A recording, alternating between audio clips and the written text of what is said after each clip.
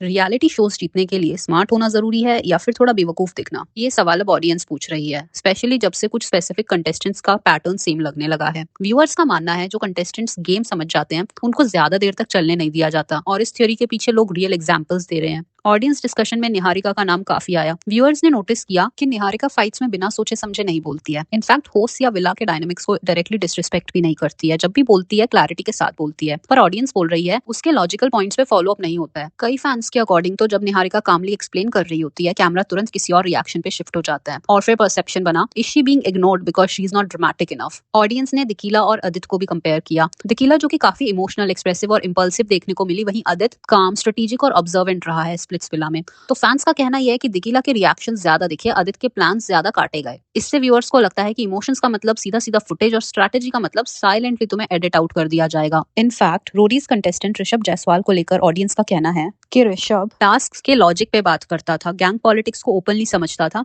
और blind loyalty नहीं दिखाता था। पर फैंस बोलते हैं कि जब भी वो सिस्टम को क्वेश्चन करता था उसको ओवर स्मार्ट का टैग मिल जाता था, और रोडीज में ओवर स्मार्ट का मतलब है dangerous contestant. And big boss का पैटर्न डिस्कस करते हुए नाम आता है निशांत भट्ट। फैंस का ऑब्जर्वेशन रहा है कि निशांत गेम को समझता था, ग्रुप साइकोलॉजी रीड करता था और लाउड फाइट से ज्यादा माइंड गेम्स पर फोकस करता था। तो ऑडियंस बोलती है कि उसका गेम समझने वाले कम थे और शोर मचाने वाले ज्यादा ट्रेंड हुए।